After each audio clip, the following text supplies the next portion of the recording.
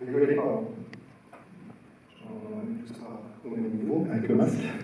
Bon, j'ai un invité qui est plus habitué que moi au micro. Ah, moi je suis excité surtout. Je suis excité comme un pou. Bonjour, d'abord. Bonjour à tous. On va souhaiter une bonne année. On est déçu de ne pas vous proposer le petit déjeuner, mais bon, c'est comme ça, on évolue avec tout le reste.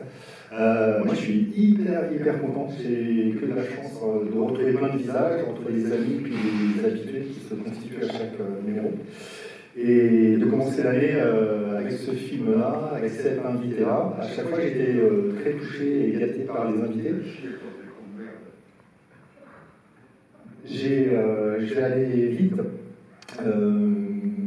Vincent Perrault, c'est une voix moi, qui m'accompagne depuis l'enfance, on a presque on est de la même. J'ai commencé très jeune.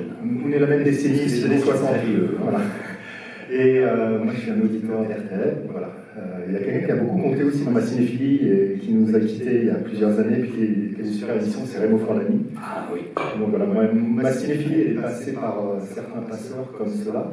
Et Vincent est venu très spontanément vers moi et mon attaché de presse à qui je travaille d'habitude quand on a annoncé l'événement à la rentrée, et le premier numéro autour des Incorruptibles.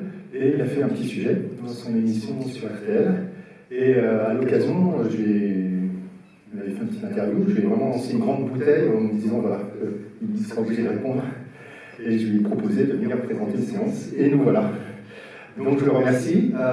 Juste pour vous dire qu'une fois de plus, cette séance elle est possible parce qu'il y a des distributeurs ou des éditeurs vidéo, des grandes sociétés qui restaurent des films. Le film que vous allez voir de Philippe Labro aujourd'hui, 100 000 par an, c'est un film Studio Canal qui avait été restauré et qui faisait partie des toutes premières éditions dans la nouvelle collection de leur catalogue qui est dirigé par Jean-Baptiste Toré, qui s'est trouvé être un des plus gros succès de vente.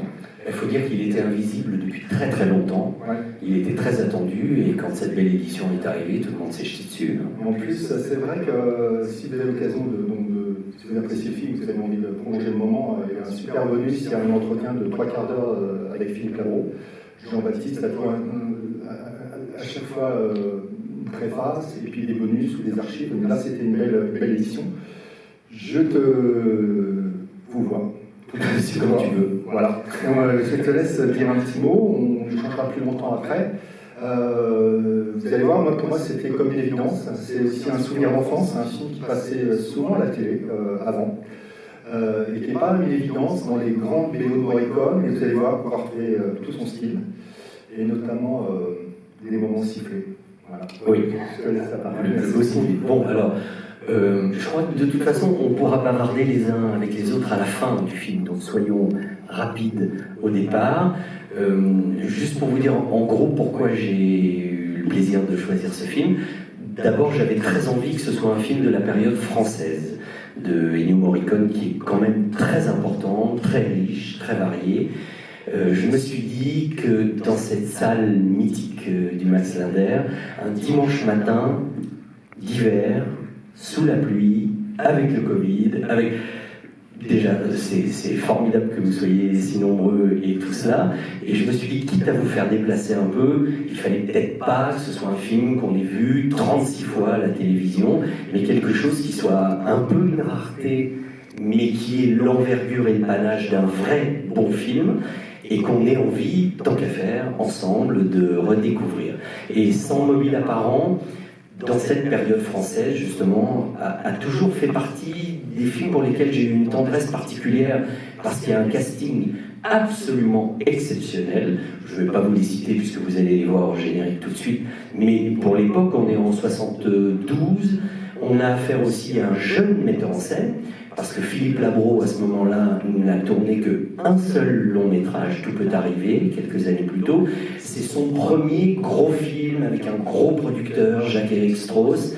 Et si vous me posez la question tout à l'heure, je pourrais vous dire pourquoi et comment Ennio Morricone est arrivé sur cette production française particulièrement. Donc voilà pourquoi je l'ai choisi, français, rare, à découvrir. Et puis alors, je suis également l'ambassadeur de Philippe Labro, parce que je l'ai prévenu quand même que j'avais choisi son film. Nom de code SRS SMA, sans mobile apparent, lui il dit toujours SMA. Et il regrette, mais vous n'imaginez pas comme il regrette de ne pas être avec nous, parce qu'il m'a dit qu'il ne l'a pas revu en salle depuis la sortie du film. Et il m'a dit, mais le voir en Max Linder, ce serait formidable, mais il est au Théâtre des Champs-Élysées, il y a un concert, il est retenu pour raisons professionnelles, sinon il aurait été avec nous, donc il y est par le cœur, il m'a demandé de vous le dire.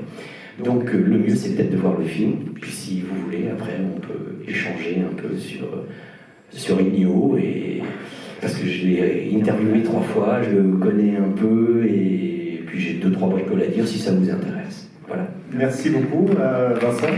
Et c'est ouvert, et vous avez passé un bon moment solaire à Nice pendant 1h40 pour une projection.